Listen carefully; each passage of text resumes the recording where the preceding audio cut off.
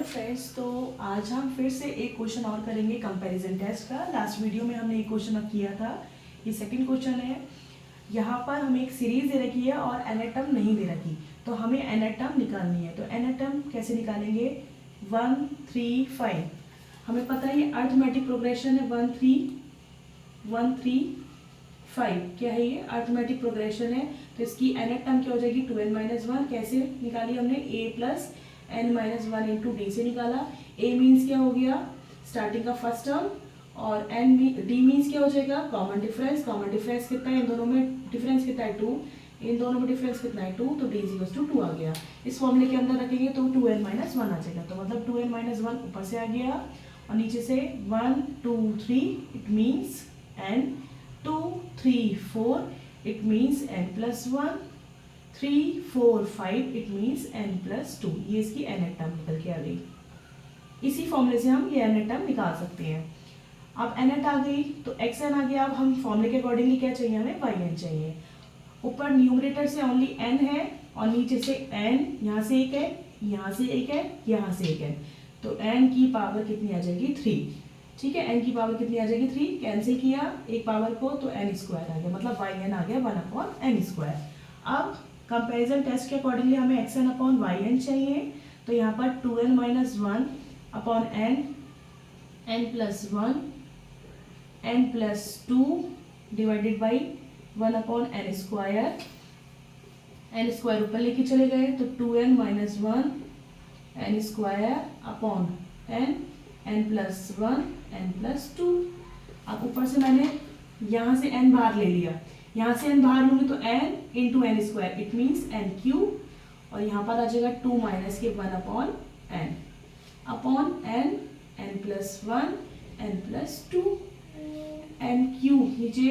अच्छा, नीचे भी मैंने कॉमन नहीं लिया ना, तो नीचे भी कॉमन लूंगी। नीचे भी मैंने n तो एज इट इज है, फिर यहाँ से भी n कॉमन लिया, यहाँ से भी n कॉमन लिया, तो n² एंड n³ हो जाएगा।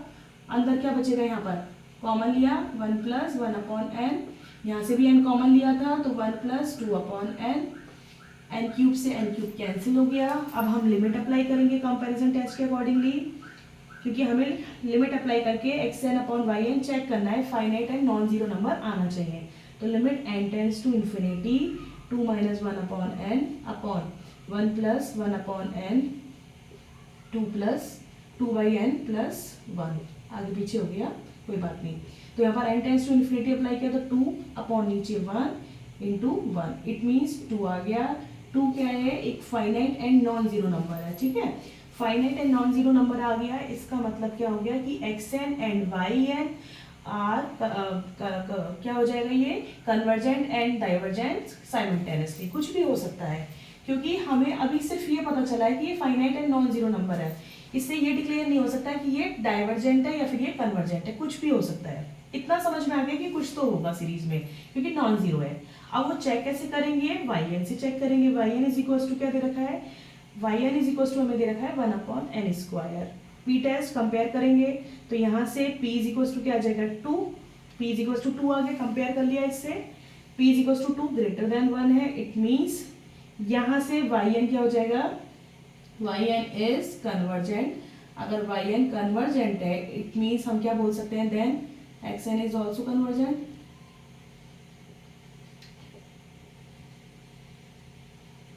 क्योंकि yn किससे निकल के आया? xn से। अगर yn ही कन्वर्जेंट है तो xn भी क्या होगा? कन्वर्जेंट होगा। तो यहाँ से हमने सबसे पहले क्या किया? सीरीज से n टर्म अप्लाई किया तो वो xn आ गया। फिर xn से yn निकाल दिया न्यूमरेटर से, और डिनोमिनेटर से n की हाईएस्ट पावर को निकाल दिया। n की जितनी भी पावर्स है वो ले लिया। फिर यहाँ से yn आ गया 1/n², दोनों को डिवाइड किया। डिवाइड करने के बाद लिमिट अप्लाई करी, लिमिट आ गई। अप्लाई करने के बाद 2 जो है वो नॉन जीरो है, नॉन जीरो एक फाइनाइट नंबर है। फिर हम yn से चेक करेंगे p टेस्ट अप्लाई करके। अगर p की वैल्यू ग्रेटर देन 1 है तो कन्वर्जेंट है, लेस देन 1 है तो डाइवर्जेंट है। तो ग्रेटर देन 1 है तो yn कन्वर्जेंट हो गया। yn कन्वर्जेंट है तो yn कहाँ से आया था? xn से आया, तो xn भी कन्वर्जेंट हो जाएगा। Thank you.